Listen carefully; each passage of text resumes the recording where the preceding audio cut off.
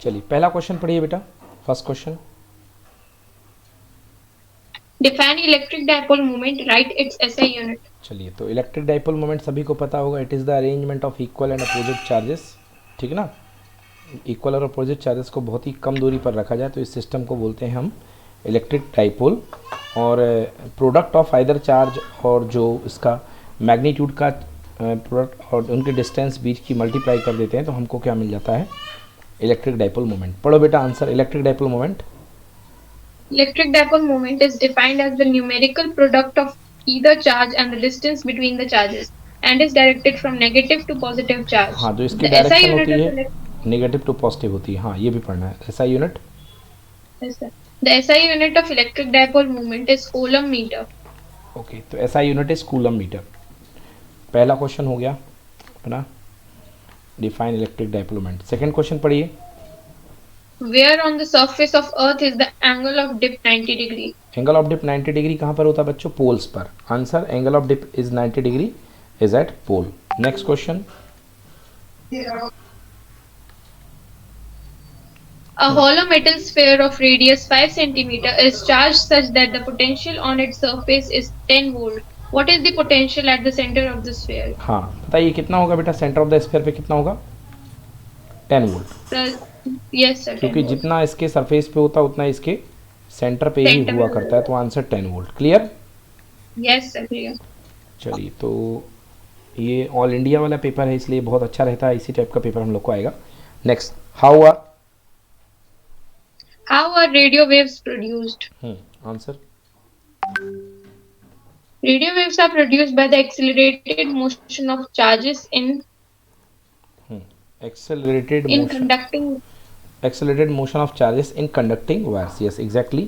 तो radio waves are produced by the accelerated motion of charges in conducting wires, exactly. Fifth question करते हैं बेटा, आगे समझ में फोर्थ वाला, क्योंकि चार्ज को एक्सेलरेट करना पड़ेगा और कंडक्टिंग वायर में ही चार्ज को हम एक्सेलरेट कर पाते हैं। क्लियर। Yes sir, clear. तो रेडियो वेव जनरेट होती है। नेक्स्ट क्वेश्चन फिफ्थ करिए। Write any two characteristic properties of nuclear force. Nuclear force की दो प्रॉपर्टी बताइए। First property, Nuclear forces are short-range attractive forces, and nuclear forces are charge independent. Nuclear forces are short range attractive forces, और ये दूसरे ये जो होते हैं nuclear forces are charge independent. Charge से इनका कोई मतलब नहीं है, क्योंकि चार्ज पे डिपेंड करने वाले फोर्स जो होते हैं वो आपके इलेक्ट्रोस्टैटिक फोर्स होते हैं। नेक्स्ट क्वेश्चन पढ़िए बेटा, 2। Two bar magnets are quickly moved towards a metallic loop connected across a capacitor C as shown in the figure. Predict the polarity of the capacitor. बताइए पोलैरिटी ऑफ द कैपेसिटर। तो ये वाली plate कौन सी होगी बताइए। Sir north होगी sir, repel करेगी। Polarity बतानी है बेटा, प्लस और माइनस। ये अच्छा ये हाँ, सर मैं प्लेट का पूछ रहा हूँ। तो करंट की डायरेक्शन ये होगी बेटा, मतलब करंट यहाँ से एंट्री मारेगी, यहाँ से निकलेगी। हाँ तो सर, ये बनेगा प्लस और ये बनेगा माइनस। माइनस, ठीक ना। यस। Yes sir. तो देखिए, हाँ, current induced in the coil will oppose the approach of current, therefore left face of the coil will at north pole and right face as south pole. For this current in coil will be anti clockwise seen from the therefore, तो यहाँ से anti clockwise चलेगी। Okay, तो a capacitor जो हो जाएगा positive हो जाएगा और बी क्या हो जाएगा, नेगेटिव। क्लियर हुआ, क्योंकि यहाँ से करंट निकलेगी और यहाँ से करंट इंटर करेगी, and B will be negative. The upper plate will be positive and lower plate will be negative. Clear. Clear है सर। चलिए नेक्स्ट क्वेश्चन, अगला क्वेश्चन पढ़ो, 7th। What happens, What happens to the width of depletion layer of a PN junction when it is forward biased? Second, it is reverse biased. हाँ, PN junction की layer को क्या होता है जब इसको फॉरवर्ड बाइस या रिवर्स बाइस किया जाता है। आंसर पढ़िए। When forward biased, the width of the depletion layer decreases, and when reverse biased, the width of the depletion layer increases. बिल्कुल सही, exactly. Next question, Define the term stopping potential in relation to photoelectric effect. हाँ, stopping potential photo electric effect में आप क्या समझते हैं, पढ़िए। The minimum, The minimum retarding negative potential of anode of a photoelectric tube for which photoelectric current stops or becomes zero is called the stopping potential. Clear हो गया समझ में? मिनिमम पोटेंशियल जो एनोड पे लगाते हैं जिसकी वजह से चार्ज पार्टिकल कैथोड तक कैथोड से एनोड पर ना आ पाए या करंट जीरो हो जाए, उस पोटेंशियल को हम बोलते हैं स्टॉपिंग पोटेंशियल। क्लियर है बेटा? Yes, sir. Clear है sir. चलिए नेक्स्ट क्वेश्चन पढ़िए। अथिन Not a thin, straight, infinitely long conducting wire having charge density lambda is enclosed by a cylindrical surface of radius r and length l, its axis coinciding with the length of the wire. Find the expression for the electric flux through the surface of the cylinder. Okay, तो ये cylindrical wire के कारण आपको जो है intensity यहाँ पर निकालनी है कि सिलेंड्रिकल वायर की इंटेंसिटी क्या होगी। क्वेश्चन नंबर 9 चल रहा है रीना बेटा। Good evening. Good evening, sir. Okay, question है a thin straight infinitely long conducting wire having charge density lambda. एक आपके पास कंडक्टिंग वायर है जिसकी चार्ज डेंसिटी लैम्डा है, enclose by a cylindrical surface of radius R. इसके चारों तरफ एक सिलेंड्रिकल सरफेस से आर रेडियस का एक सिलेंडर सरफेस बनाया गया है, लेंथ एल है इसकी।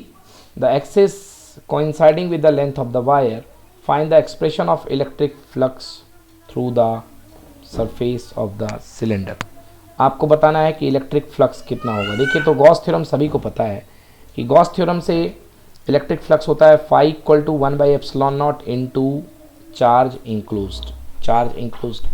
अब जो ये क्वेश्चन दिया है इसमें देखिए सरफेस चार्ज डेंसिटी दी गई है लैम्डा, तो आपको पता है कि Q surface charge density lambda is equal to total charge upon length of the wire. तो यहाँ पे length of the wire L के लिए कंसीडर किया गया है, तो क्यू इक्वल टू कितना हो जाएगा लैम्डा एल। तो आंसर हो जाएगा 1/ε0 इंटू लैम्डा एल। बताइए बच्चों, क्लियर है कि नहीं है? Clear, sir. ओके, चलिए नेक्स्ट क्वेश्चन देखते हैं। क्वेश्चन नंबर 10 पढ़ो बेटा। Plot a graph. Plot a graph showing the variation of Coulomb force versus 1 by r square, where r is the distance between the two charges of each pair of charges 1 mu coulomb, 2 mu coulomb, and 2 mu coulomb minus 3 mu coulomb. Interpret the graphs obtained. Okay, तो हमें यहाँ पर हमें दोनों के बीच में radius के साथ फोर्स का ग्राफ बनाना है। और देखिए फॉर्मूला तो ये लगेगा, बस एक में जो ग्राफ है एक में फोर्स पॉजिटिव आएगा और एक में निगेटिव आएगा। आर स्क्वायर के साथ वेरिएशन होगा, है ना। और किसका ग्राफ बनाना है? ओहो, पंच है बच्चों बहुत बड़ा, एफ के साथ 1/r² का। तो एफ और 1/r² क्या होते हैं रीना बताइए? डायरेक्टली प्रोपोर्शनल या inversely proportional?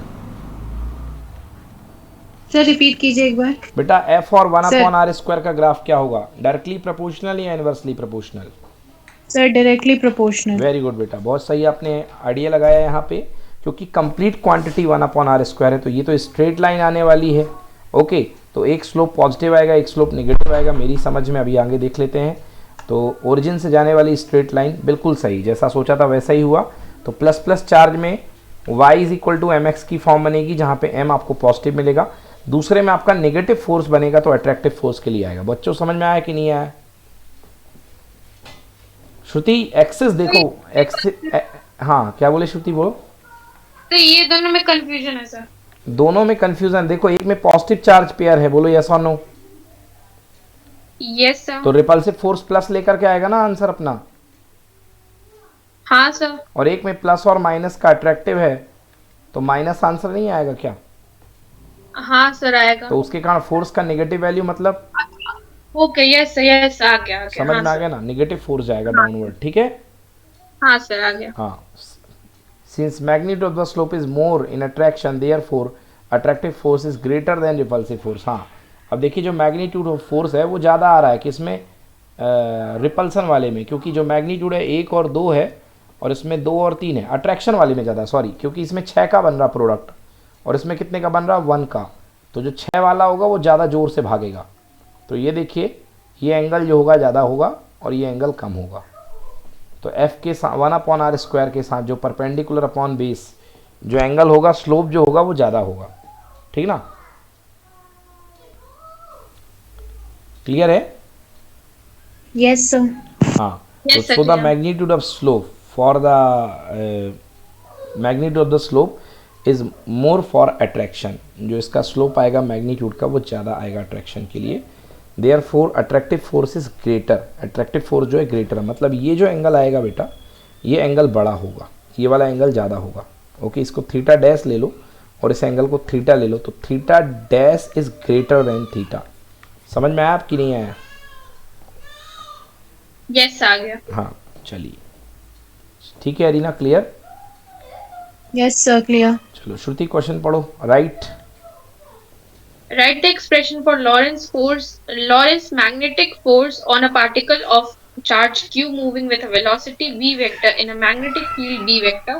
Show that no work is done by this force on a charged particle. हाँ बिल्कुल सही, इसी तरीके के कितना अच्छा पेपर, अभी तक ये पेपर कराया है मैंने, ये बहुत ही बैलेंस पेपर है, इसी टाइप का आएगा, बिल्कुल इजी लड्डू टाइप का पेपर, इस टाइप आना चाहिए, ये नहीं कहूँगी यही आ जाएगा, आना चाहिए, बिल्कुल प्यारे प्यारे क्वेश्चन मासूम मासूम से हैं। तो अब जैसे यही क्वेश्चन है, कह रहा कि एक्सप्रेशन लिखो और बताओ कि शो करो कि there is no work done by this force, Lorentz force के द्वारा कोई काम नहीं होगा, बिल्कुल नहीं होगा, क्योंकि भाई परपेंडिकुलर लगता है ये डायरेक्शन के। तो ये देखिए अपने पास फोर्स की एक्सप्रेशन ये होती है और वर्क डन इक्वल टू होता है force multiply by displacement. Okay, तो work done equal to force multiply by displacement होता है। ओके, तो इसको मैंने क्या लिख दिया है, इसको मैंने लिख दिया है फोर्स और एस को लिख दिया है मैंने वी डी टी, एस को लिख दिया है वी डी टी। क्यों लिख दिया है एस को वी डी टी? क्योंकि आप जानते हैं वेलोसिटी इज इक्वल टू होता है D S by D T. Okay, तो डी एस इक्वल टू क्या हो गया, वी डी टी, तो ये वी डी टी। अब देखिए जो फोर्स की डायरेक्शन होती है और वेलोसिटी की डायरेक्शन होती है Q V B dot V, तो क्यू वी वी फोर्स की डायरेक्शन वेलोसिटी की डायरेक्शन के एकदम परपेंडिकुलर होती है, जो फोर्स लगा करता है वो वेलोसिटी के परपेंडिकुलर लगा करता है। तो यहीं पर फोर्स और वेलोसिटी वेक्टर परपेंडिकुलर होते हैं, ये सब करने की जरूरत भी नहीं है, आप यहीं पर इसको जीरो कर सकते हैं। बोलो समझ में आया कि नहीं आया? यस आ गया। Yes, sir. आ गया. हाँ वी, और अगर क्रॉस कर देंगे तो ये क्रॉस भी हमेशा खुद के वेक्टर के परपेंडिकुलर ही होगा, डॉट प्रोडक्ट के, वही प्लेन जैसा हिसाब किताब, तो वैसे भी जीरो हो जाएगा, है ना। और यहाँ भी बता सकते हैं कि भाई जो फोर्स होता है हमेशा वेलोसिटी के परपेंडिकुलर होता है, क्योंकि जब हम फोर्स निकालते हैं तो हमारे पास जो एक्सप्रेशन आता है एफ इज इक्वल टू होता है क्यू ब्रैकेट में वी क्रॉस बी। तो आपने देखा है कि इसके परपेंडिकुलर फोर्स निकलता है, मतलब फोर्स वेलोसिटी खुद परपेंडिकुलर है, तो work done will be zero. Next question पढ़िए Shruti. Steady A steady current I1 flows through a long straight wire. Another wire carrying steady current I2 in the same direction is kept close and parallel to the first wire. Show that with the help of the diagram how the magnetic field due to the current I1 exerts a magnetic force on the second wire. Write the expression for this force. Mu not upon 4 pi two I1 I2 L upon D, ये होता है formula, ये हमें derive करना है, इसका expression लिखना है। चलिए करते हैं सॉल्व। एरिना पढ़ना शुरू कीजिए बेटा। Suppose two long thin straight conductors or wires PQ and RS are placed parallel to each other in vacuum or air, carrying currents I1 and I2 respectively. It has been observed experimentally that when the currents in the wire are in the same direction, they experience an attractive force, and when they carry currents in opposite directions, they experience a repulsive force. Let the conductors PQ and RS carry currents I1 and I2 in the same direction and placed at separation R. Consider a current element AB of length del L of wire R. The magnetic field produced by current carrying conductor PQ at the location of other wire RS B1 is equal to mu naught into I1 by 2 pi R. Del F is equal to B1 into I1 into del L sine 90 degree is equal to mu naught I1 upon 2 pi R into I2 into del L. हाँ समझ में आया यहाँ तक समझ में आ गया? Yes sir. छोटे से लेंथ पे लगने वाला फोर्स ये हो गया। अब इसके बाद टोटल लेंथ पे लगने वाले फोर्स के लिए या तो इंटीग्रेट कर दो या उसको समेशन कर दिया इसने, तो टोटल लेंथ हो जाएगी L, तो mu not I1 I2 upon 2 pi R। तो अब फोर्स पर यूनिट लेंथ जो आएगा F small f equal to capital, किसको लिख सकते हो F by L, that is equal to mu not I1 I2 2 pi R। बोलो क्लियर है बच्चों? क्लियर है सर। इसी को मैं याद करने के लिए सिंपल थोड़ा लिखता हूँ, mu not upon 4 pi 2 I1 I2 upon R, ऐसे करके, और F बाई L आ जाएगा ये। So this will be F by L, force per unit length. चलो done, clear? Clear sir. Next Shruti question पढ़िए. What are eddy currents? Write in two applications of eddy currents. चलो पढ़ो arena. Eddy currents. When a metallic plate is placed in a time varying magnetic field, the magnetic flux linked with the plate changes. The induced currents are set up in the plate. These currents are called eddy currents. These currents are sometimes so strong that the metallic plate becomes red hot. In transformer frames, there is a huge loss of energy due to production of eddy currents. So these currents are undesirable in transformer. Application of eddy currents. Induction furnace. In induction furnace, the metal to be heated is placed in a rapidly varying magnetic field produced by high frequency alternating current. Strong eddy currents are set up in the metal produce so much heat that the metal melts. This process is used in extracting a metal from its ore. The arrangement of heating the metal by means of strong induced currents is called the induction furnace. Yes. Induction motor. ये बच्चों समझ में आया कि नहीं आया ऊपर वाला पार्ट? सर समझा दीजिए. हाँ, ये कौन सा वाला, इंडक्शन फर्नेस की सबसे ऊपर वाला? Sir induction furnace. Okay, induction furnace. देखिए, इंडक्शन फर्नेस का मतलब होता है, फर्नेस का मतलब होता है भट्टी, मतलब जिसमें आग जलती है, induction furnace. And induction furnace is the in induction furnace the metal to be heated is place in rapidly varying magnetic field produce by the high frequency alternating current. तो देखो बेटा, जैसे मान लो ये मेटल है जिसको आपको पिघलाना है, आप क्या करते हो कि इसको हाई तेजी से चेंज होने वाले मैग्नेटिक फील्ड में रख देते हो. तो ये नॉर्थ हो गया और ये साउथ हो गया. ओके, आपको पता है कि करंट मैग्नेटिक फील्ड प्रोड्यूस करती है, तो यहाँ पर आपने एक हाई फ्रिक्वेंसी ऑसिलेटर वाली ऑल्टरनेटिंग करंट लगा दी जो बहुत जल्दी जल्दी बदल रही है. बच्चों, जब बहुत जल्दी जल्दी बदलेगी तो इसके अंदर जाने वाला जो फ्लक्स होगा वो भी बहुत जल्दी जल्दी बदलेगा.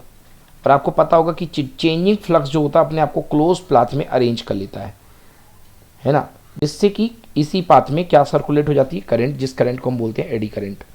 हाँ, alternating. So strong eddy current are set up in the metal produce the so much heat and metal melt. इतनी ज़्यादा हीट बन जाएगी कि ये मेटल पिघलना शुरू हो जाएगा. This process is use in extracting metal from its ore. इस प्रोसेस का इस्तेमाल मेटल को इसके ओर से पिघलाने के लिए किया जाता है, अलग करने के लिए किया जाता है. The arrangement of heating the metal by means of strong induce current is called the induction furnace. इस तरीके का अरेंजमेंट जो मेटल को गर्म कर दे एडी करंट की मदद से, इंड्यूस करंट की मदद से, है ना, इसको बोलते हैं हम इंडक्शन फर्नेस. क्लियर हुआ कि नहीं हुआ बच्चों? यस सर, क्लियर हो Yes, गया. sir, clear. नेक्स्ट पॉइंट है induction motor. The eddy current में be use to rotate the rotor. The eddy current may be used to rotate the rotor. It is the principle when a metallic cylinder or rotor is placed in a rotating magnetic field, electric current are produced in it according to the Lenz's law. These current tends to reduce the relative motion between the cylinder and the field. The cylinder therefore begins to rotate in the direction of the field. This is the principle of induction motor. एक minute. According to the Lenz law this current tend to reduce the relative motion between the cylinder and the field. Reduce करने की कोशिश करता है ना. Therefore the cylinder therefore begins to rotate in the direction of field. This is the principle of induction motor. चलिए देखिए क्या होता है बच्चों. इसमें एडी करंट जो होती हैं, एडी करंट में भी use to rotate the rotor. इस एडी करंट का इस्तेमाल जो होता है वो रोटर घुमाने के लिए हुआ करता है. मतलब सीधी सीधी बात है कि ये जो एडी करंट इसके अंदर जनरेट हो रही थी, इसी करंट की ताकत का इस्तेमाल करके आप एक डिवाइस है जिसका नाम है रोटर, उसको आप घुमाते हो. थोड़ी सी बात इसके लिए लिखी गई है कि कोई मेटेलिक सिलेंडर, मान लो कोई की मेटेलिक सिलेंडर रोटर है, अगर वो प्लेस है मैग्नेटिक फील्ड में, अगर कोई मान लो इस तरीके का है, ये रोटर है, ये घूम रहा है, ये मेटेलिक सिलेंडर है ना. इस rotor is place in a rotating magnetic field. ये एक place in a rotating magnetic field. एक minute. When a metallic cylinder is placed in a rotating magnetic field, eddy current are produced in it. अब somehow इसमें, इस rotator में eddy current produce हो गई हैं, एडी करंट प्रोड्यूस हो गई हैं इन इट. अब according to the Lenz law आप जानते हो कि इंड्यूस करंट की डायरेक्शन वो होती है जो चेंज का अपोज करे. इंड्यूस करंट की डायरेक्शन होती है चेंज का अपोज करे. तो चेंज, ये मतलब इंड्यूस करंट क्यों आई, उसी चीज़ का अपोज करती है. तो इंड्यूस करंट इसलिए आई क्योंकि ये रोटर जो है रोटर से जाने वाला मैग्नेटिक फील्ड लगातार चेंज हो रहा था। इंड्यूस करंट क्यों आई? The eddy current are produce in it according to the Lenz law this current tend to reduce the relative motion between the cylinder and the field. तो ये जो है ये एडी करंट कुछ ऐसा इसमें मोशन जनरेट करेंगी जिससे कि सिलेंडर और फील्ड के बीच में जो रिलेटिव मोशन हो रहा है वो कम हो जाए। According to the Lenz's law, these current tend to reduce the relative motion between the cylinder and the field.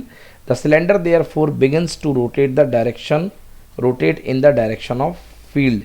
This is the principle of induction motor. और ऐसा करने के लिए मतलब फील्ड में चेंज को रोकने के लिए कि फील्ड में ज़्यादा चेंज ना हो, इसके सर एरिया से ज़्यादा फील्ड चेंज ना हो, क्या करेगा रोटर फील्ड की डायरेक्शन में ही घूमना शुरू कर देगा। रोटर जो होगा फील्ड की डायरेक्शन में घूमना शुरू कर देगा। ये है इंडक्शन मोटर का कंसेप्ट। बोलो समझ में आया कि नहीं आया? हेलो बच्चों।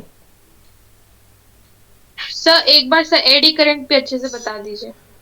एडी करंट एक बार फिर से बता देता हूँ। देखो बेटा होता क्या है कि आपको पता होगा कि यदि चेंजिंग मैग्नेटिक फ्लक्स डी फा बाई डी टी क्या बनाता है बेटा? ईएमएफ बनाता है। बोलो हाँ। हाँ सर। ओके अब जैसे कि मान लो ये तुम्हारे पास एक खुली हुई कॉइल रखी हुई है, ये कॉइल है। अगर आप इसके पास जो बेटा ये नॉर्थ पोल लेकर के आओगे तो ये वो नॉर्थ पोल यहाँ बनने के लिए ऐसे करंट ऐसे जाएगी, मतलब इस तरीके से जाएगी करंट। हाँ अब दो यदि टर्मिनल में मानूँ बेटा तो ये बन जाएगा प्लस और ये बन जाएगा माइनस। बोलो ये पोलरिटी जनरेट हो जाएगी कि नहीं हो जाएगी? हो जाएगी सर। हो जाएगी। अब देखो तो यही होता है एडी करंट में कि अगर आपके पास जो है अगर आपके पास क्लोज कंटिन्यूअस पाथ है, ये तो छल्ला था, अगर क्लोज कंटिन्यूअस पाथ था, मान लो ये ऐसा पैक था, तो अभी अपनी करंट सर्कुलर पाथ में थी, तो वो क्या होता है कि यहाँ पे बनेगा प्लस और यहाँ पे बनेगा माइनस पूरे में। तो ये अपने आप में इस छल्ले में देखना किस तरीके की करंट सर्कुलेट होगी, ऐसी करंट सर्कुलेट हो जाएगी इस तरीके से। मतलब खुद ही पाथ के अंदर इन्होंने टर्मिनल डिसाइड कर लिया कि तुम ये प्लस पकड़ लो, ये माइनस पकड़ लो और चलो अपन घूमना शुरू कर देंगे, करंट घूमने लगेगी हर तरफ अंदर इस तरीके से। तो ये जो क्लोज लूप में जो करंट बन रही है इनको अपन बोलते हैं एडी करंट। अभी आया समझ में? हाँ सर अब आ गया सर। हाँ तो ये जो क्लोज लूप में करंट बन रही है इनको बोलते हैं अपन एडी करंट, ठीक ना। और ये करंट इतनी ज़्यादा होती है कई बार कि ये मतलब मेटेलिक प्लेट को पिघला देती है, रेड हॉट हो जाता है, लाल अंगार बन जाता है एकदम से। इससे बहुत सारी एनर्जी का लॉस होता है। क्लियर? Okay sir. यस। चलिए अगला question, what is sky wave communication, what is the mode of propagation restricted in frequencies, why this mode of propagation restricted in frequencies up to only few megahertz. Yes, क्योंकि कुछ ही megahertz के बाद जो ये raise होती हैं radio waves वो ionosphere को ट्रैप पार कर जाती हैं, फाड़ के बाहर निकल जाती है। Sky wave propagation is the mode of propagation in which communication radio waves is 30 megahertz to 40 megahertz takes place due to the reflection of ionosphere. For frequencies higher than a few megahertz, sky wave penetrate the ionosphere and not reflected wave. Yes, ये बच्चों communication का part था, ये हट गया। Question number 14 पढ़ो Shruti. In the given In the given circuit, assuming point A to be at zero potential, use Kirchhoff's rules to determine the potential at point B. Okay A point पर zero potential है तो आपको B point पर potential बताना है। कहाँ है भैया बी पॉइंट? बी तो मेरे को दिख ही नहीं रहा है, मेरे ख्याल से बी ये वाला होगा पॉइंट। ए है यहाँ पे तो कुछ है नहीं, लोगों ने इसको डी बोल दिया है, तो बी पॉइंट यूजिंग द, तो देखते हैं भाई कहाँ है इनका बी पॉइंट।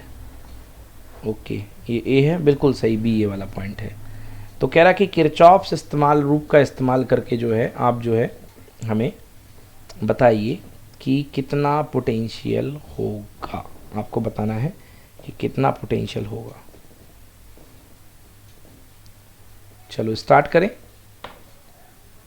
बेटा। इसके कई तरीके हैं करने के। आपको बताना है कि बी पॉइंट पर कितना पोटेंशियल होगा ए के रिस्पेक्ट में, ए के रिस्पेक्ट में कितना पोटेंशियल होगा देखना है ना, क्योंकि इसको इन लोगों ने ग्राउंड पे ले रखा, मतलब इसको 0 वोल्ट पे ले रखा है।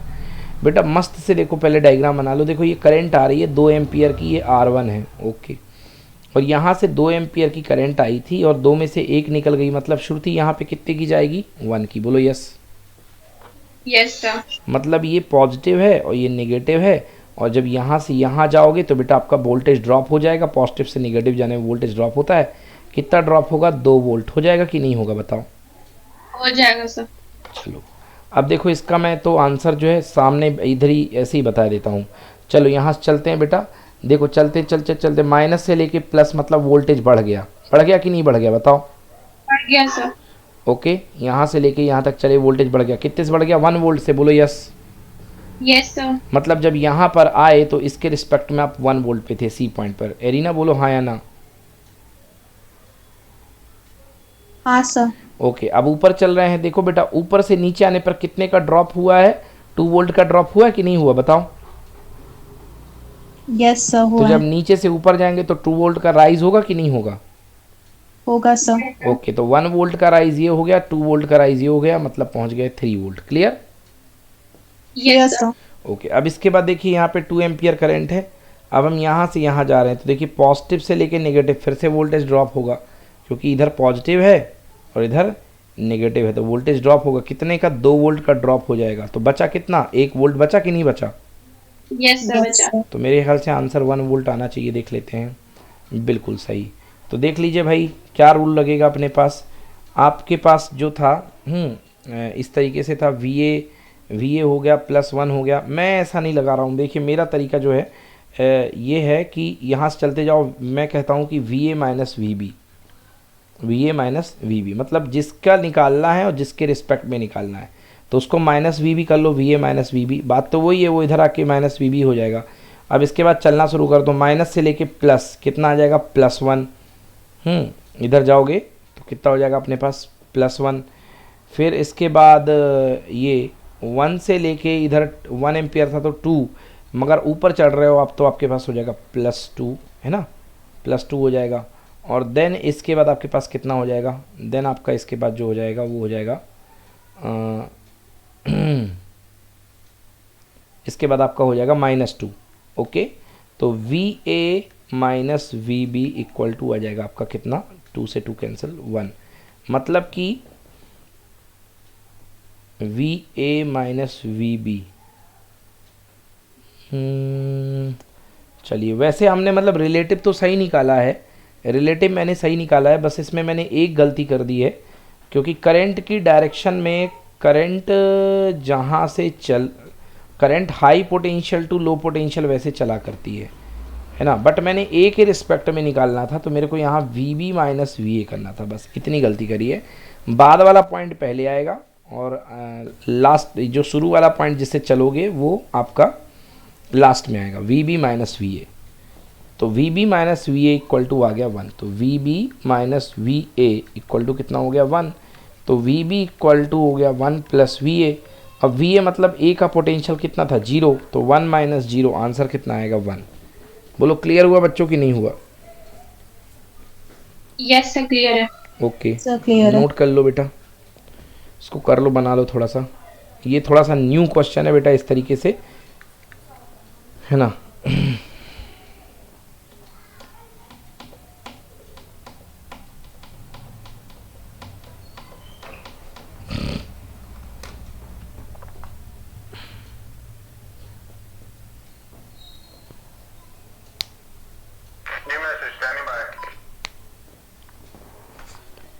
तो V A +1 +2 into 1 minus 2 equal to V B. एक बार फिर से बता देता हूँ, यहाँ से चलना शुरू किया हमने V A, okay, then minus से लेके प्लस तो वोल्टेज बढ़ गया, वही किरचॉफ वाला लॉ, बिल्कुल same to same V A, और ये अपने पास जो है किरचॉफ लॉ से ये वोल्टेज बढ़ गया, तो वी ए माइनस से प्लस +1, और फिर यहाँ पे वोल्टेज बढ़ा है क्योंकि करंट की डायरेक्शन है अपोजिट, ऊपर से जाओगे तो प्लस से माइनस, बटा पा रहे हो नीचे से प्लस, तो आ जाएगा, तो 2 1 जा 2, तो +2 हो गया, और फिर यहाँ पे वोल्टेज ड्रॉप हो गया तो कितना हो गया? -2, और आप पहुँच गए, सब कुछ होने के बाद आपका वोल्टेज बन जाएगा वी बी। तो वी ए इक्वल टू 0 कर दोगे तो वी बी की वैल्यू आ जाएगी आपकी 1 वोल्ट। अब ठीक है? ठीक है सर। ठीक है रीना, बन जाएगा। यस सर, बन जाएगा। चलिए नेक्स्ट क्वेश्चन पढ़ो Shruti. A parallel plate A parallel parallel plate capacitor is being charged by a time varying current. Explain briefly how Ampere's circuital law is generalized and to incorporate the effect due to the displacement current. तो कह रहा है कि बताइए किस तरीके से ampere सर्कुटल law. तो बेटा आपको बताया होगा कि मैक्सवेल ने मॉडिफाइड एम्पियर सर्कुटल लॉ दिया था, जिसमें उसने वो जो डिसकंटिन्यूटी थी कि अंदर वो मैग्नेटिक फील्ड कैसे जीरो हो जाता है उसको दूर किया था उसने, है ना। तो ये वैसे ये सिलेबस से हट चुका है वाला पार्ट, फिर भी इलेक्ट्रोमैग्नेटिक उसमें भी है, तो इसको हम करवाए दे रहे हैं। और फाइनली इक्वेशन जो बना करके दिया था वो पहले क्या हुआ था, पहले हुआ करता था B dot D L equal to mu not I. B dot D L equal to हुआ करता था कितना, mu not into I. But इन्होंने म्यू नॉट आई के साथ एक और फैक्टर जोड़ा जिसको बोलते हैं डिस्प्लेसमेंट करंट। और डिस्प्लेसमेंट करंट कैसे आता था, epsilon not A D A by D T. इसको ऐड किया था किसने, मैक्सवेल ने, ठीक ना। तो सॉल्व करते हैं इसको, पढ़ते हैं एक बार पूरा। पढ़ो arena, displacement current. Displacement current and generalized Ampere's circuital law. Consider a parallel plate capacitor being charged by a battery. A time varying current is flowing through the capacitor.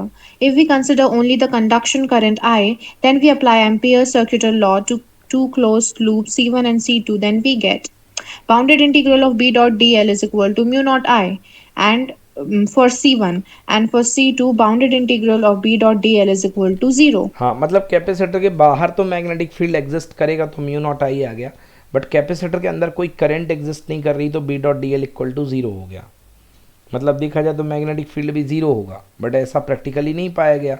हाँ, since there can not be any conduction current in the region between the capacitor plates at C1 and C2 are very close. Since there are not any conduction current in the region between capacitor plates at C1 and C2 are very close, we must accept that bounded integral of C1 B dot dl equal to C2 B dot dl। ये क्या कह दी भाई बात,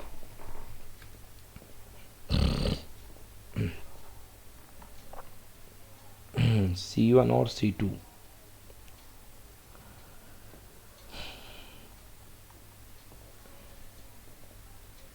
Since there cannot be any conduction current in the region between the capacitor plates at C1 and C2 are very close, C1 और C2 reason जो बहुत close है, हम ये मान सकते हैं कि B dot D L C1 equal to B dot D2, B dot D L C2। मतलब अंदर एकदम से करंट तो ज़ीरो होने को नहीं मिलेगी, ये बात है। मतलब बाहर मैग्नेटिक फील्ड एग्जिस्ट कर रहा था बट अंदर मैग्नेटिक फील्ड एग्जिस्ट नहीं कर रहा है। यहाँ पर करंट है और यहाँ पर करंट नहीं है, ये देखा गया कि यहाँ पर करंट है बट यहाँ पर करंट नहीं है। ओके, मगर अब इनका कहना है कि B dot D L C1 और B dot D L C2 की जो वैल्यू है उसको हम इक्वल ले रहे हैं। Integration of B dot D L should be equal to B dot D L, but this condition is violated by equation 1 and 2। हाँ सही बात है भाई, इक्वेशन 1 और 2 जो है वो तो एक कह रहा है कि एक कह रहा नॉन जीरो, एक कह रहा जीरो। तो इक्वेशन 1 और 2 जो है इनकी कंडीशन को क्या कर रही है, वायलेट कर रही है। ठीक, hence Ampere's law seems to inconsistent in case. तो इस केस में एम्पियर्स लॉ इनकंसिस्टेंट दिख रहा है। Therefore Maxwell postulated the existence of displacement current which is produced by the time varying electric field. If sigma T be the surface charge density on the capacitor and Q T is the charge, then the time varying electric field E is equal to क्या होता है भाई, charge sigma upon epsilon not हुआ करता है, time varying sigma upon epsilon not, और सिग्मा की वैल्यू होती है Q upon A epsilon naught, where A is the area of the each plate. तो D E by D T, D E by D T is equals to कितना हो गया, 1 by epsilon not, और यहाँ पे 1 by epsilon not D sigma D Q by D T हो जाएगा। ये बेटा ये जी लिखा हुआ है इसको क्यू कर लेना, क्योंकि यहाँ पे इसने ई की वैल्यू रख दी, तो ई की वैल्यू क्या डी क्यू है, तो ये क्यू बाहर आ जाएगा, D Q by D T हो जाएगा। ठीक है चलो, तो अपने पास ये क्यू है यार बच्चों, ये क्यू है, ये बार बार दिख रहा है ये। हाँ, तो D Q by D T, तो यहाँ से एप्सिलॉन नॉट को ऊपर भेज दो, तो बच्चों D Q by D T की वैल्यू इतनी आ गई। बोलो बच्चों समझ में आया कि नहीं आया यहाँ तक?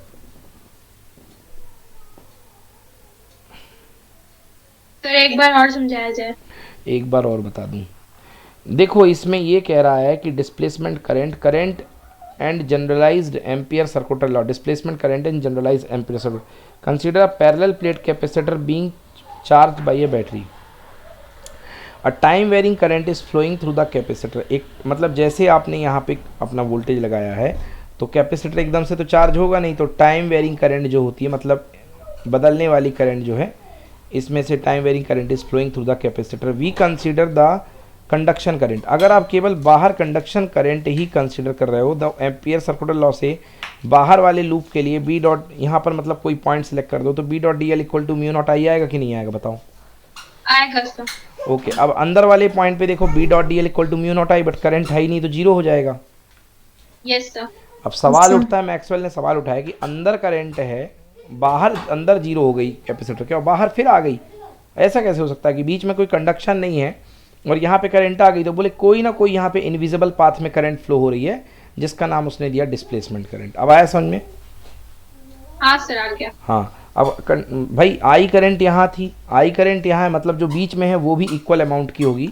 तो मैक्सवेल ने कहा कि भैया जो B dot D L first curve C1 के लिए है, ऐसा ही बी डॉट डी एल कोई ना कोई मैग्नेटिक फील्ड एग्जिस्ट करेगा जिसके लिए B dot D L curve 2 के लिए इक्वल होगा. बोलो yes. Yes sir. Must accept, we must, हमें मानना ही होगा, इस चीज़ को स्वीकार करना ही होगा, है ना.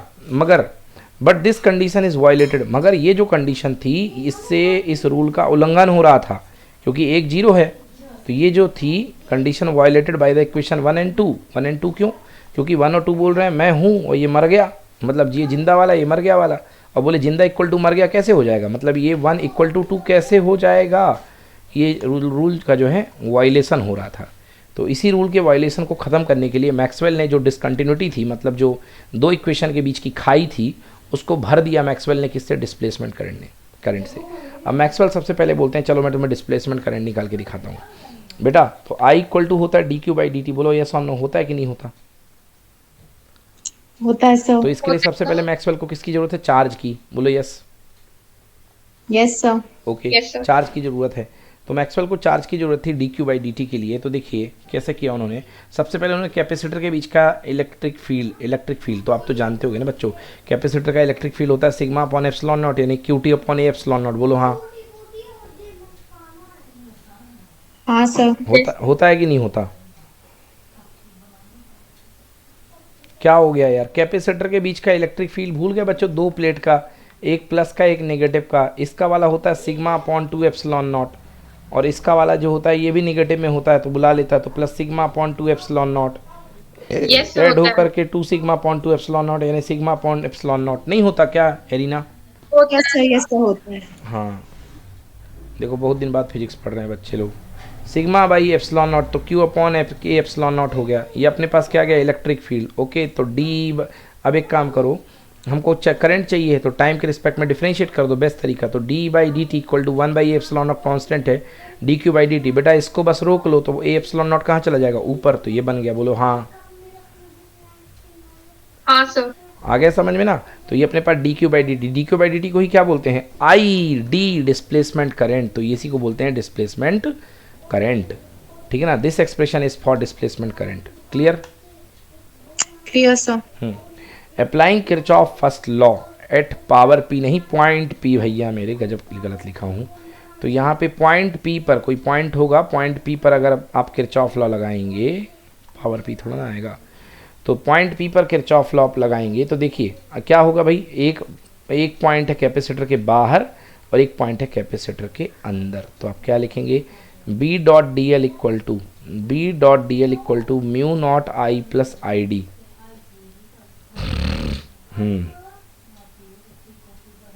Yes sir. हाँ द टोटल करंट कहाँ पर थे? यहाँ पर थे, sorry.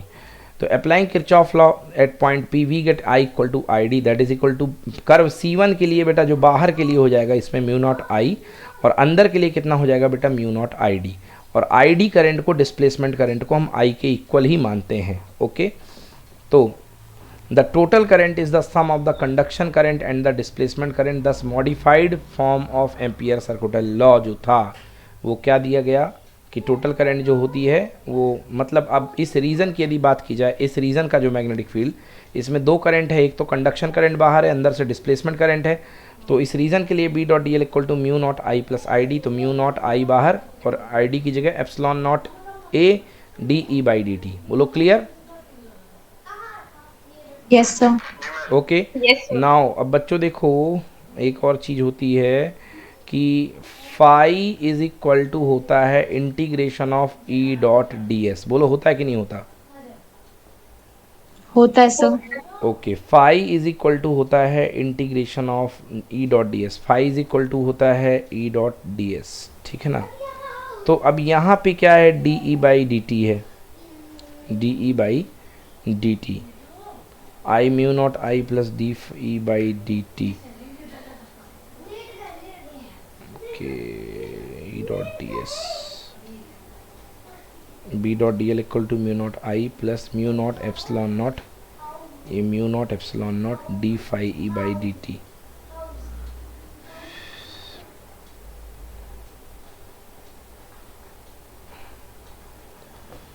Okay okay okay okay okay, E into A, E into A equal to flux आई ई हुआ करता है। तो यहाँ से ई और ए को गायब कर दिया है भाई, ई और ए को गायब कर दिया गया है। D by D T E into A, okay, तो mu naught E into A equal to electric flux E, ठीक है। तो mu naught plus mu naught epsilon naught. Okay, no problem बच्चों। देखिए यहाँ से क्या किया इन लोगों ने, ये समझा देता हूँ। देखिए डी बाई डी टी लिखा हुआ था, D E by D T. Okay, यहाँ से D E by D T, अब ई इंटू ए जो हुआ करता हो, तो ए तो बाहर है तो ई इंटू ए को साथ में ले लिया, तो D by D T bracket में बन गया ई और ए साथ में, और ई और ए को हम क्या बोलते हैं, फ्लक्स। तो ये बन गया electric flux by D T, E और ए। अब देखो एप्सिलॉन नॉट था और म्यू नॉट का मल्टीप्लाई कर दिए, तो आंसर बन गया mu naught epsilon not D electric flux upon D T. बोलो क्लियर? सर तो ब्रैकेट तो बाहर होगा ना sir, mu naught I plus होगा वो म्यू नॉट, हाँ यहाँ पे म्यू नॉट दो बार कर दिया, ये सही कह रहे हो बच्चों आप, ये आप सही कह रहे हो। तो यहाँ पे म्यू नॉट जो है नहीं आएगा, केवल आई प्लस म्यू नॉट ही आएगा, सही कह रहे हो। तो क्योंकि या तो म्यू नॉट का मल्टीप्लाई करोगे तो ये म्यू नॉट प्लस बन जाएगा। हाँ बिल्कुल सही कह रहे हो, करेक्ट, ठीक है। Yes sir. चलिए थोड़ा डिलीटेड सिलेबस में देख लीजिएगा, डिस्प्लेसमेंट करंट का कंसेप्ट हट गया हो तो मत पढ़िएगा, शायद हट गया है, याद नहीं यार अच्छे से, शायद हट गया है। यस सर, हटा दिया हाँ, इलेक्ट्रोमैग्नेटिक वेव में हट गया है शायद ये कंसेप्ट, ठीक ना।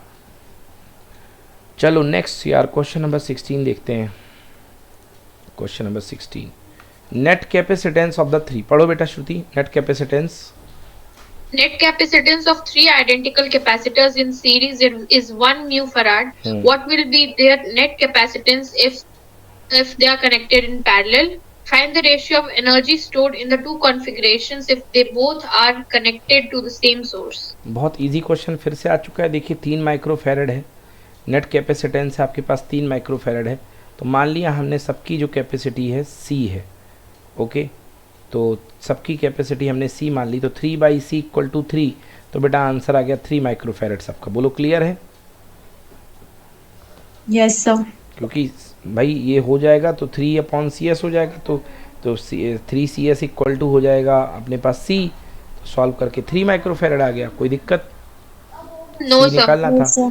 ओके, अब इनको कैपेसिटर को पैरेलल में कर दो, तो 3 3 3 पैरेलल में 9 माइक्रोफैरड। क्लियर? Clear sir. अब सीरीज और पैरेलल Yes, में sir. निकालना है तो रेशियो सेम वोल्टेज में कनेक्ट करके बस कैपेसिटी का फर्क है, तो रेशियो 1/9। फिर से इजी क्वेश्चन दे दिया। Clear not clear? Clear sir. चलो हाँ श्रुति, क्लियर है ना बेटा? Yes sir, clear है। चलिए क्वेश्चन नंबर 17 पढ़ो Shruti. Using Using the curve for the binding energy per nucleon as a function of mass number A, state clearly how the release in energy in the processes of nuclear fission and nuclear fusion can be explained. Okay, तो देखिए इसका diagram बनाना है। Using the curve for the binding energy per nucleon function of mass number, state clearly how this release in energy possess the nuclear fission and nuclear fusion for the explained. बताइए किस तरीके से nuclear fission और nuclear fusion को energy contain किया करती है। इसके पहले भी पढ़ाया था मैंने कि किस तरीके का कर्व होता है, ठीक है ना। Binding energy per nucleon versus mass number का ये फॉर्मूला इस तरीके का कर्व हुआ करता है। अब एक्सप्लेनेशन करते हैं। देखिए इसका एक्सप्लेनेशन है कि यहाँ पर जो ये हाई एनर्जी क्यों लिए हुए है, इतनी ज़्यादा हाई एनर्जी इसके पास कैसे आया करती है, ठीक है ना। हाँ पढ़ो arena explanation. When a heavy nucleus When a heavy nucleus breaks into two lighter nuclei, nuclear fission, the binding energy per nucleon increases. That is, nucleons get more tightly bound. This implies that energy would be released in nuclear fission. When two very light nuclei join to form a heavy nucleus, the binding energy per nucleon of fused heavier nucleus more than the binding energy per nucleon of lighter nuclei. So again, energy would be released in nuclear fusion. जस देखिए तो फिर से energy निकलेगी। जब भी binding energy strong होती है तो एनर्जी निकलती है। एक केस में आप नीचे से ऊपर जा रहे हो और एक केस में आप यहाँ से यहाँ आ रहे हो। तो यहाँ से अगर यहाँ आओगे तो भी एनर्जी बढ़ रही है और यदि यहाँ से यहाँ आओगे तो भी एनर्जी बढ़ रही है, ठीक है ना। तो इस केस में क्या होता है, देखो न्यूक्लियर फिजन के केस में क्या होता है, आप इधर से राइट टू लेफ्ट आते हो, जिसमें एक हैवी न्यूक्लियस टूट करके दो छोटे छोटे न्यूक्लियस में बनता है। बट बाइंडिंग एनर्जी ज़्यादा है, इधर वाला ग्राफ ऊंचा है, तो इसलिए एनर्जी रिलीज़ होगी। और यहाँ भी देखिए, यहाँ पर छोटा न्यूक्लियस जो है उसकी एनर्जी इससे बहुत सारी ज़्यादा है ना। तो इस वजह से ये लिखा हुआ है। So again energy would be release in the nuclear fusion. दो न्यूक्लियर फिजन और फ्यूज़न दोनों में ही एनर्जी रिलीज़ होगी। चलिए next question number 18। In the metre bridge experiment balance point J was observed at J with A J equals to L. हाँ पहला point पढ़ो Arina. The value of R, The value of R and X are doubled and then interchanged. What would be the new position of balanced point? Next. If the galvanometer and battery are interchanged at the balanced position, how will the balance point get affected? चलिए तो बताना है आपको। तो देखिए सबसे पहला ये अपने पास रिलेशन हुआ करता है R upon X equals to R into L upon 100 minus L. R क्या है, यूनिट लेंथ का रेजिस्टेंस, तेल लेने जान दो इसको, एल काट दो, एल अपॉन 100 माइनस एल, ये मेन चीज़ है। अब कह रहा अगर आर और एक्स को डबल कर दिया जाए, भैया कोई फ़र्क नहीं पड़ने वाला है। आर और एक्स को आपने डबल कर दिया, एक मिनट, अच्छा इंटरचेंज भी किया है, और एक्स को इंटरचेंज कर दिया है। Now the new balance length. हाँ अगर इंटरचेंज कर दोगे तो फ़र्क पड़ जाएगा, अगर डबल कर दोगे तो कोई फ़र्क नहीं पड़ेगा, क्योंकि 2r और 2x हो जाएगा, है ना। अच्छा डबल करके इंटरचेंज किया है, डबल्ड एंड देन इंटरचेंज। अकेले डबल करते तो कोई फ़र्क नहीं पड़ता बच्चों, अगर आपने डबल करके इंटरचेंज कर दिया है तो r की जगह 2x आ जाएगा और इसकी जगह 2r आ जाएगा, और यहाँ L dash upon 100 minus L, 2 से 2 cancel, L upon 100 minus L. अब ये दोनों को उसको जो है अपने पास x बाई आर है और ये r बाई एक्स है, तो एक x बाई आर है, एक r बाई एक्स है ना। दोनों को उल्टा कर दो, उल्टा करके इक्वल करोगे, इक्वेट करोगे तो ये आ जाएगा सॉल्व करने पर L dash equal to 100 minus L. तो नई लेंथ जो हो जाएगी वो क्या हो जाएगी, 100 माइनस एल हो जाएगी। क्लियर? Yes, sir. अगर गैल्वेनोमीटर बैटरी को इफेक्ट करते हो, चेंज करते हो, तो there is no effect on the balance point पे, कोई फ़र्क नहीं आएगा। श्रुति बोलो बन जाएगा बेटा? हाँ सब बन जाएगा। बहुत बढ़िया। चलिए नेक्स्ट क्वेश्चन है, बहुत प्यारा न्यूमेरिकल है, बहुत बार आया है। क्वेश्चन नंबर 19 पढ़ो arena. A convex lens, A convex lens made up of glass of refractive index 1.5 is dipped in turn. In first, a medium of refractive index 1.65, a medium of refractive index 1.33. Will it behave as a converging or a diverging lens in the two cases? Second, How will its focal length change in the two media? हाँ तो भैया देखिए focal length के लिए तो इसमें सीधा formula लगाना है, 1 upon F equal to mu minus 1 upon R, 1 upon R 1 minus 1 upon R 2। अब देखो क्या होता है कि इसको आप जो 1.5 का खुद है और आप इसको डुबा रहे हो 1.65 में, तो जो फार्मूला होता है 1 अपॉन एफ इक्वल टू होता है म्यू माइनस 1। म्यू मतलब 1 म्यू 2, मतलब म्यू 2 अपॉन म्यू 1 माइनस 1, ऐसा हुआ करता है। और आगे होता है 1 upon R 1 minus 1 upon R 2। बोलो श्रुति अरीना, होता है कि नहीं होता है फॉर्मूला? हाँ सही होता है। अब देखो मतलब खुद का मटेरियल लेंस का है 1.5 और इसका कितना है 1.65, मतलब भैया म्यू 1 और म्यू 2, तो म्यू 2 इसका कम है और म्यू 1 ज़्यादा है। मतलब ऊपर क्या आएगा, ऊपर आएगा 1.5 और नीचे आएगा 1.65। तो ये बेटा 1 से लेस हो जाएगा, मतलब नेचर चेंज हो जाएगा, क्योंकि ये जो है नेगेटिव आ जाएगा, तो इसका नेचर चेंज हो जाएगा। तो जो है क्या, कॉन्वेक्स है ना, हाँ किसके जैसे काम करेगा, कॉनकेव के जैसे, और इसमें उल्ट कम है 1.5 से, तो ये कॉन्वेक्स है तो कॉन्वेक्स ही रहेगा। तो आंसर देख लेते हैं। तो पहले में बेटा ये देखिए कॉनकेव की जैसे काम करेगा, ये देखो कॉनकेव हो गया मतलब डाइवर्जिंग लेंस, और दूसरे वाले में कोई दिक्कत नहीं हुई है, तो दूसरे वाले में ये कन्वर्जेंट यानी कि कॉन्वेक्स के जैसे ही काम करेगा। बोलो समझ में आया कि नहीं आया? यस सर, आ गया। ओके ठीक ना। ये इतना 3 तूफान किया है, इसको इतना कुछ करने की ज़रूरत नहीं है, इससे सीधे डिवाइड कर दिया जाए, है ना। डिवाइड कर क्यों करा कैसे मैं बता देता हूँ। देखिए अगर फोकल लेंथ एयर की मानेंगे तो 1 focal length in air equal to हो जाएगा a म्यू जी माइनस 1 और 1/r1 माइनस 1/r2, ये तो होता ही आया है। और नीचे अब कह रहा है कि भैया अगर आप लिक्विड में निकाल रहे हो तो 1 focal length in liquid equal to, पहले हवा से ग्लास में जा रहा था, अब लिक्विड से ग्लास में जाएगा, तो liquid mu glass minus 1/r1 minus 1/r2, इससे कैंसिल कर दो डिवाइड करके, तो ये कैंसिल हो गया। अब पलटी मार करके फोकल, लिक्विड की फोकल लेंथ ऊपर और हवा की फोकल लेंथ नीचे, और यहाँ क्या आएगा a म्यू जी माइनस 1 और यहाँ आएगा l म्यू जी माइनस 1। तो a म्यू जी को हम क्या लिख सकते हैं, a म्यू जी एयर के रिस्पेक्ट में तो वही आएगा, म्यू जी ही आएगा, ग्लास में ही आएगा, तो ये अपने पास आ जाएगा म्यू जी माइनस 1, और नीचे क्या आएगा mu G upon mu L minus 1, तो mu G upon mu L या एन एल माइनस 1। बोलो समझ में आया बच्चों की नहीं आया? यस आ गया। यस सर, आ गया। तो ऊपर तो ठीक है, मेन चीज़ आपको ये देखना है, ये एन एल पलटी मार के भी आ जाएगा, इसको थोड़ा और सॉल्व कर देता हूँ बच्चों में। म्यू जी माइनस 1 और नीचे देखो mu g minus mu l upon mu l, तो पलटी मार करके म्यू एल ठीक है। अब केवल ये देखो, क्योंकि पॉजिटिव नेगेटिव का टर्म यही दिखाएगा, म्यू जी कितना है 1.5 और म्यू एल जो है वो है 1.65, तो सब कुछ तो ठीक है, ये क्या आ जाएगा निगेटिव आ जाएगा, तो निगेटिव हो गया मतलब फोकल लेंथ क्या हो गई, चेंज हो गई। तो पहले वाले केस में जो है वो डाइवर्जिंग लेंस के जैसे बिहेव करेगा, है ना, मतलब कॉनकेव के जैसे, और दूसरे वाले में फोकल लेंथ वही रहेगी, तो कोई प्रॉब्लम वाली बात नहीं है। अब सीधे सीधे फोकल लेंथ निकालना है तो वैल्यू पुट करके निकाल लोगे कि नहीं निकाल पाओगे, बताओ बच्चों? यस सर, निकाल लेंगे। हाँ, और कह रहा कितना हो जाएगा, तो देखिए इसमें आ रहा 5.5 एफ, मतलब फोकल लेंथ जो है निगेटिव हो जाएगी और इसका मैग्नीट्यूड इंक्रीज हो जाएगा, और दूसरे वाले में फोकल लेंथ इंक्रीज हो रही जस्ट 4 गुना। Done? Done sir. Done sir. चलिए question number 20, draw a plot showing the variation of photo electric current with collector plate potential of the 2 different frequencies nu nu. अच्छा, draw a plot showing the variation of photoelectric current with collector plate potential for 2 different frequencies nu1 nu2, incident radiation have same intensity। how? intensity same है तो collector current same होगी।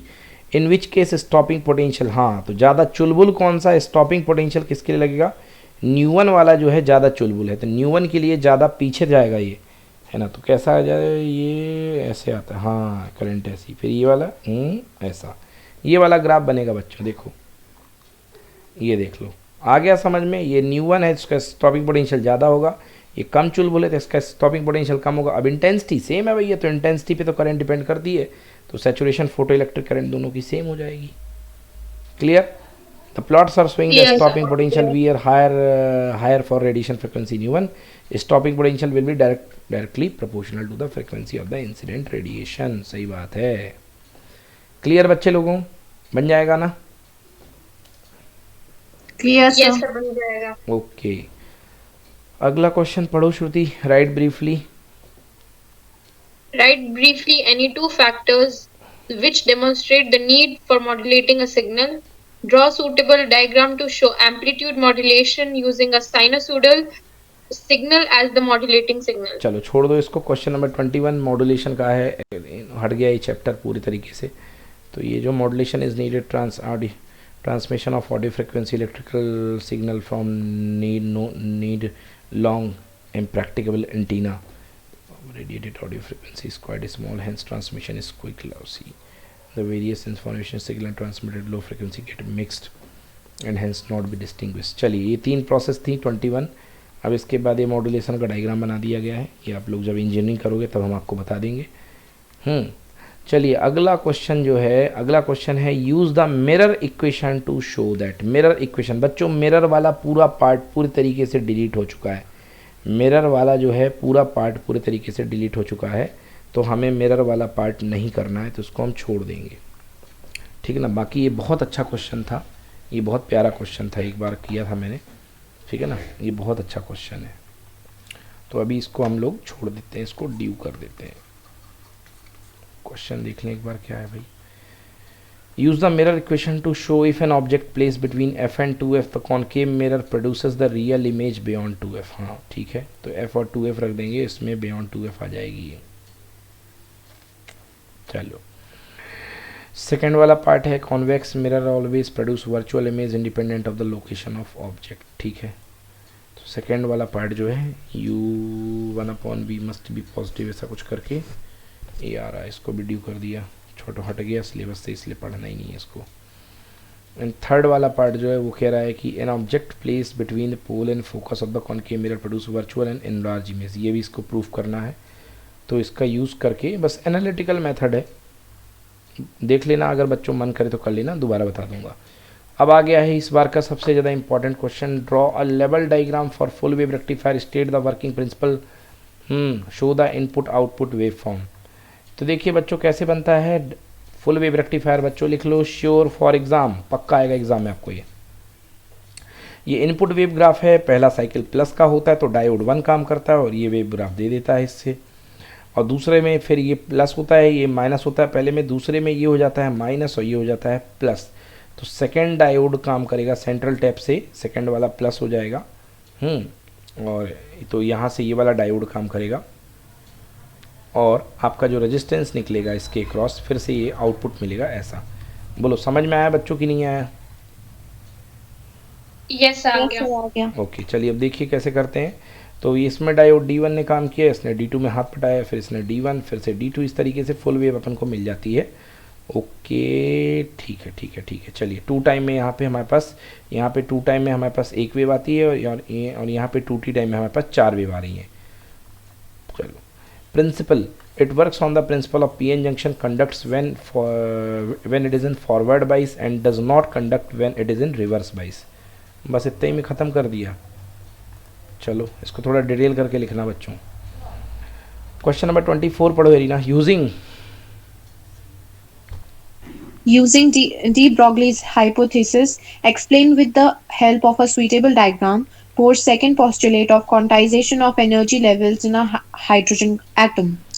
The ground state of hydrogen atom is minus 13.6 electron volt.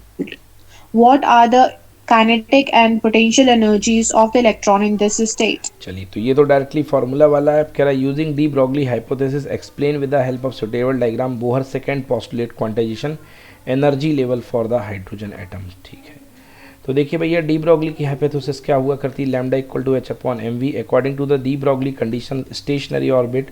Okay, stationary orbit this are contain complete de Broglie wavelength. According to the de Broglie condition of stationary orbit, the stationary orbit are those which contain complete de Broglie wavelength। तो कहा था नील bourse ने कि stationery orbit वो हुआ करते हैं जो कंप्लीट वेवलेंथ को लेते हैं, मतलब या तो 1 लैम्डा या तो 2 लैम्डा या तो 3 लैम्डा। तो मान लो कि अगर अपनी सेकेंड ऑर्बिट में वो इलेक्ट्रॉन घूम रहा है, इलेक्ट्रॉन घूम रहा है अपनी सेकेंड ऑर्बिट में, तो इसकी जो ऑर्बिट होगी उसकी टोटल लेंथ कितनी होगी 2πr। अभी कह रहा है 2πr जो है n लैम्डा के इक्वल होगा, है ना, 2πr equal to n lambda. तो लैम्डा की वैल्यू पुट कर दीजिए, लैम्डा इक्वल टू कितना होता है डी ब्रॉगली वेवलेंथ से h/mv, तो mvr equal to 2πr h/2 mvr equal to nh/2π हो गया, nh/2π। और यही था बोहर का Bohr postulate of quantisation of energy levels. यही था बोहर की पोस्टुलेट की। क्या बताया था बोहर ने कि जो एंगुलर मोमेंटम होता है वो h/2π का इंटीग्रल मल्टीपल होता है। तो यही तो आ गया भैया कि जो mvr यानी एंगुलर मोमेंटम जो था वो n इक्वल टू h/2π। तो देखिए किस तरीके से था, ये n इक्वल टू 3 नहीं है, अच्छा n इक्वल टू 2 है ना, ये तो n इक्वल टू 3 थोड़ा ना बोला है, n equal to 3 ground orbit stationary orbit किस ऑर्बिट के लिए बोला एक बार चेक कर लें बच्चों। द ग्राउंड स्टेट, हाँ, using de explain with the help of Bohr second postulate quantisation of energy level, Bohr second postulate. Using de Broglie hypothesis explain with the help of suitable diagrams, Bohr second postulate quantisation of energy levels. ठीक है, अच्छा ठीक है, no problem. चलिए उन लोगों ने simple एक डायग्राम बना दिया है कि n इक्वल टू 1 ले लिया, n इक्वल टू 2 ले लिया, n इक्वल टू 3 ले लिया है, और उसके बाद ये जो मतलब वेव जो है इस तरीके से इसको कवर कर रही है, मतलब वेव जो है 2 पाई आर को इस तरीके से कवर कर रही है। वही जो हम लोगों ने 2 pi r equal to n lambda लिया था ना, 2 pi r equal to n lambda. तो किसी भी पोजीशन पे 2 पाई आर जो होगा एन लैम्डा के इक्वल होगा। अब काइनेटिक एनर्जी ये तो पता है आपको formula, K equal to half M V square, और जो काइनेटिक एनर्जी हुआ करती है वो कितनी होती है, kinetic energy equal to 1/4 pi epsilon naught E square upon 2r। Potential energy का फॉर्मूला होता है 1/4 pi epsilon naught into minus में ई स्क्वायर अपॉन 2r, और टोटल एनर्जी होगी कितनी, टोटल एनर्जी होगी आपकी k plus U that is equal to minus 1/4 pi epsilon naught E square upon 2r। ये हाइड्रोजन ऑर्बिट के लिए जो हमने काइनेटिक एनर्जी, पोटेंशियल एनर्जी और टोटल एनर्जी, मतलब दो तो पढ़े ही थे अपन ने, काइनेटिक एनर्जी और पोटेंशियल एनर्जी। अगर आपको याद हो तो मैं आपको याद दिला देता हूँ कि काइनेटिक एनर्जी जो हुआ करता है वो नेगेटिव ऑफ पोटेंशियल एनर्जी का हाफ हुआ करता है। ओके, ये देख लीजिए, तो लिख लो k is equal to minus U by two, k is equal to minus U by two. Okay, और जो पोटेंशियल एनर्जी जो होती है U इज इक्वल टू, वो होती है 2 गुना किसकी, पोटेंशियल एनर्जी जो हुआ करती है वो होती है 2 गुना of total energy.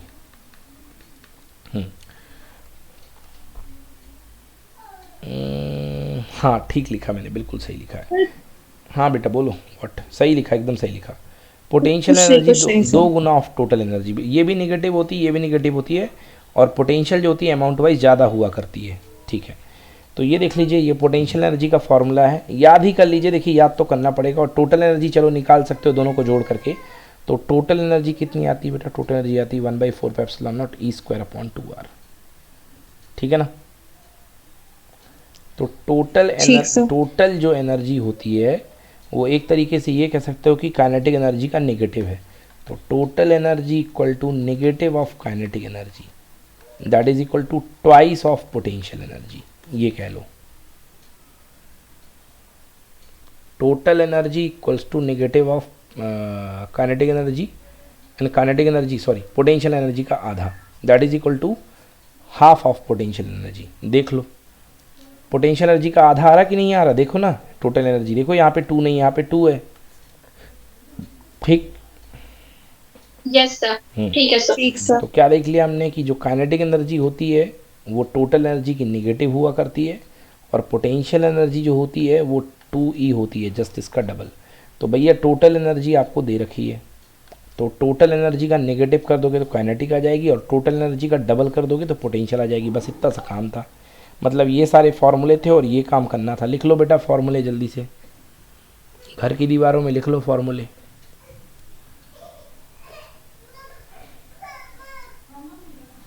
Done, done sir. चलो जी, हाँ एरिना बन जाएगा बेटा। हाँ सर बन जाएगा। सर, हाँ बेटा बोलो। सर आप सर रहने दीजिए। अरे वाह श्रुति, तुमने तो मेरे मन की बात बोल दी श्रुति। चलो लास्ट क्वेश्चन है, ये दिया गया है, ये ए से ए बार आ जाएगा, क्या हो जाएगा भाई इसको बाद में देखेंगे आप लोग, ठीक है ना। 25 का लास्ट है, तो ये 25 में ये अपना एंड गेट बन रहा है। चलो ठीक है भाई, हट गया ये तो कोई नहीं। चलिए तो ठीक है बच्चों, यहाँ तक कंप्लीट। 26 कितने क्वेश्चन बच गए भाई, 26